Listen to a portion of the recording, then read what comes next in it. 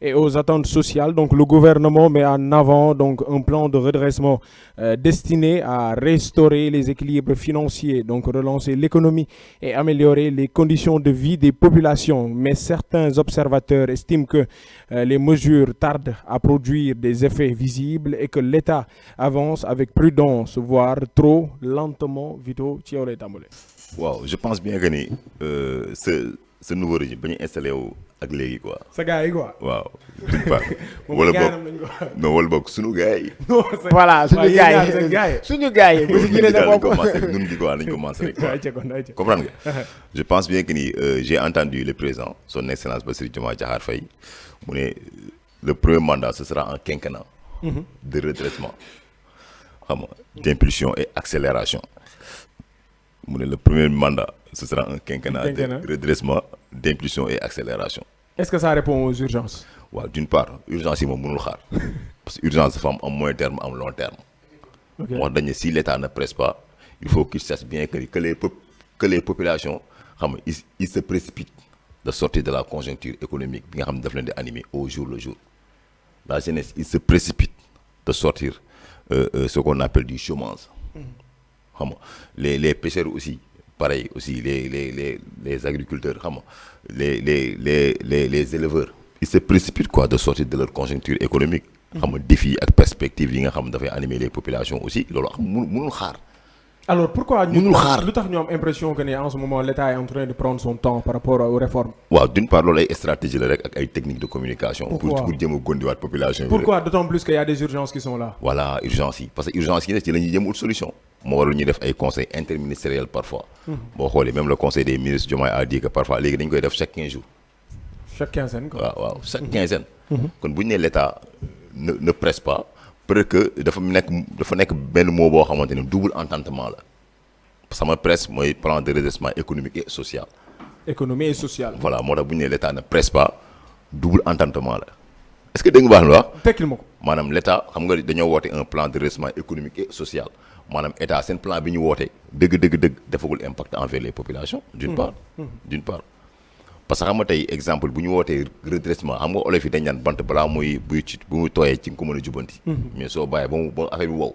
je pense que jubanti bi boo deful ndànk damm nag mën na ci am. c'est compliqué sax. waaw benn cassure économique déjà dafa am ci réew mi si on prend l'exemple des institutions financières yi nekk ci àdduna bi. boo xoolee discours yi fi premier ministre moo jot a def ay sorties génn wax xam nga le ministre des finances jaar na le ministre de l'économie jaar na li xam nga mu am benn chamboulement économique bu am ci réew mi di impacté wu envers les populations di impacté wu envers les employés di impacté wu envers des vagues de licenciement.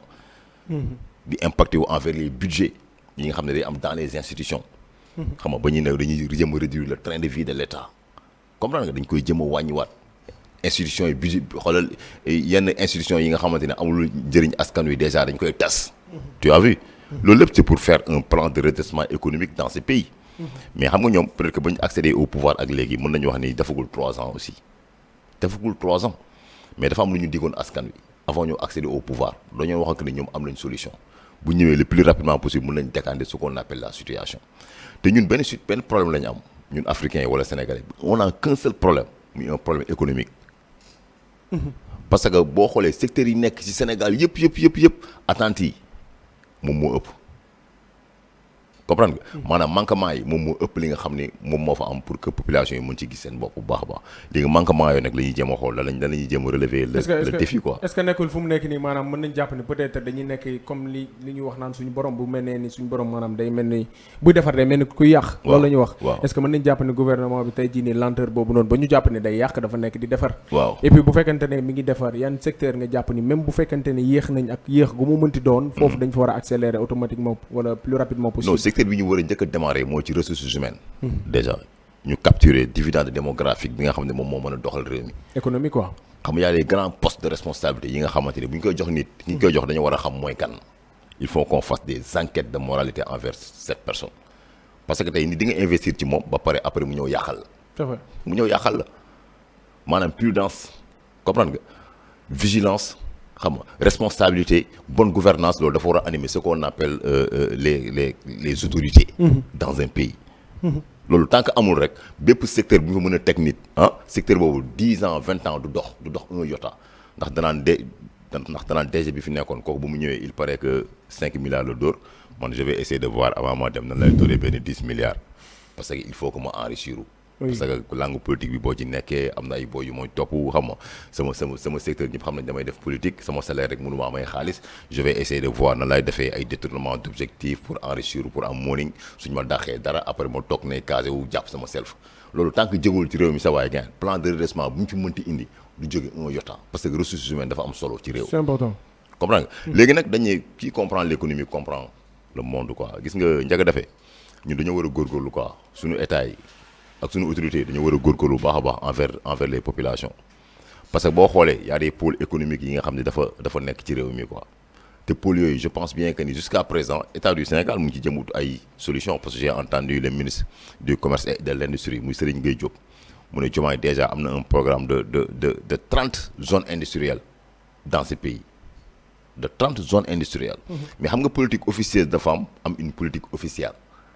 man damay gis une politique officieuse rek envers les autorités mais pour nga gis une politique officielle dafa mel ni tey Sénégal war a jouer benn match amicaux mais c'est pas encore officiel mais c'est officieux. C'est officieux. maanaam dañ koy waxtaanee rek mën a njëkk mooy toog waxtaan. ci bureau ci réunion ministérielle yooyu noonu ci la yem quoi. d'une part maanaam loolu laa bëgg a wax. d'autant plus que compte rendu par exemple du faral di am ak yooyu noonu. voilà maanaam seen genre retrouvailles yooyu ñuy def seen genre séminaire yooyu ñuy def seen genre réunion yi seen conseil des ministres yi ñuy def ay politique officieuse rek lay def. gars yi xam naa dañu fay nekk di saaf ay gerte caaf ak mu nekk ay genre effet waaw mu nekk ay effet d'annonce. oui mais pour mu impacter pour mu nekk une politique officielle day xaw a jafe.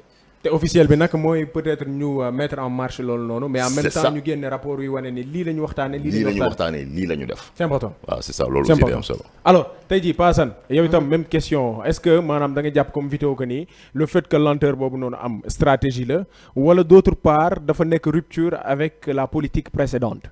bon man du ma ne lenteur vu li nga xamante ne mooy gars yi ñoo ko waxaan ne nañ lenteur la te loolu moo visible parce que y a beaucoup de réformes yoo xamante ne méttaguñ ko en place te itam loolu la ñu gis. moom parce que redressement bi boobu ba léegi amul. moom laa lay wax ni maanaam du ma ne lenteur. kon lu raw loolu ngay wax. vu li nga xamante ne tey jii nii mooy la situation économique du pays. ndax boo xoolee ni ñu ne 57 milliards lañu jotee récolté. Au détriment de 94,8 milliards de francs CFA. donc le problème en est que la question qu'on doit se poser d'abord mooy comment on a fait pour récolter ces 57 milliards ndax premier redressement économique bi nga xamante ne le premier ministre Ousmane Sonko l'avait lancé il s'est appuyé si li nga xamante ne moom lañ dippee les ressources internes. c'est-à-dire tey taxes yi impôts yi dem nañ ba ñi nga xamante ne tey jii ñuy jouer comment dirais-je pari foot bi sax dañ leen doon taxé ñi nga xamante ne tey jii dañuy fay tey jii ni li lu toll li nga xamante ne mooy impôt wala ñu fay li nga xamante ay taxes. donc ñu puiser li nga xamante ne tey jii nii mooy les ressources internes puiser ci li nga xamante ne tey jii nii mooy les revenus des Sénégalais pour am un plan de redressement économique. donc la question qu'on doit se poser mooy le premier ministre Ousmane Sonko n'est plus maintenant premier ministre donc nan lañ def wala gouvernement actuel bi ci lan la sukkandiku ndax ci ces ressources internes yooyu lañ sukkandiku ba léegi def redressement économique am lu toll ci 54 milliards yooyu noonu wala dafa am yeneen revenu wala yeneen source de revenu yu ñu mën a permettre tey ñu récolter tous ces milliards de francs CFA. la deuxième question waaw la deuxième question qu'on va se poser mooy c'est cinquantaine de milliards yi nga xamante ne récolté nañ ko nan ak naka la ñuy def ba sénégalais yi ñu gis seen bopp. fan lañ koy dugal ci yenn secteur dañ koy accentuer pour à ce que muy egg ci li nga xamante ne mooy couche vulnérable bi nga xamante ne tey ñoom ñooy subir l'impact du bi nga xamante ne mooy crise économique bi nga xamante ne Sénégal mu ngi koy dund. non seulement mu dugg ci société bi mais en même temps mu duggaat feneen foo xamante ni dina jur leneen lu ëpp 57 milliards yooyu. voilà loolu la nga xamante ne tey jii nii état du Sénégal war na ko mën a envisager parce que on nous dit que budget état du Sénégal en un an c'est 1000 milliards c'est plus de 1000 milliards.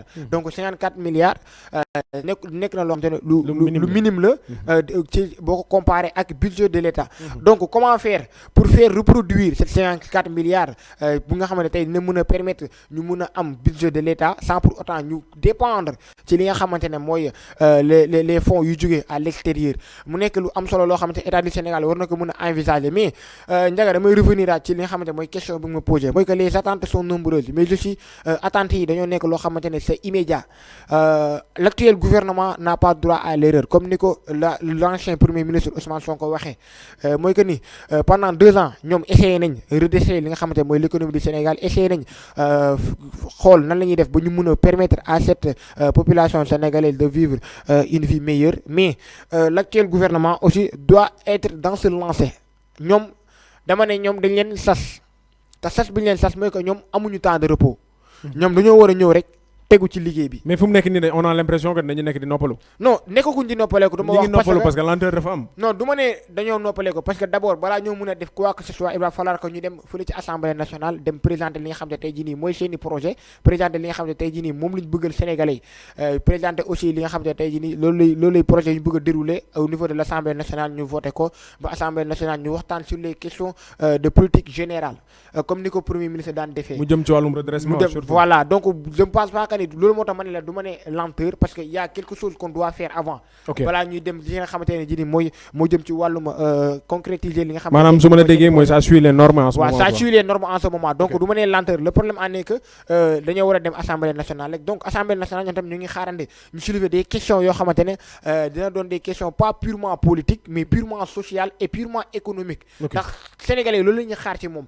ci loolu la ñuy xaar ci li nga xamante ne tey jii nii ñooy député yi. nañ bañ a politiser li nga xamante ne tey jii nii wala dem bañ a demee li nga xamante ne mooy maire surtout ñi nga xamante ne ñooy député yi nga xamante ne ñoo nekk ci groupe parlementaire majoritaire bi nañ dem taxawal fa sénégalais yi soulever des questions yoo xamante ne ça concerne les sénégalais. soulever des questions yoo xam ne tey jii nii ça va aider au gouvernement de voir comment faire pour relever le niveau de vie des sénégalais. jërëjëf loo ci yokk yàq ko macha allah am na solo wax nga lépp wax nga ko jaajëf waaye suñu kilifa c'est important on rappelle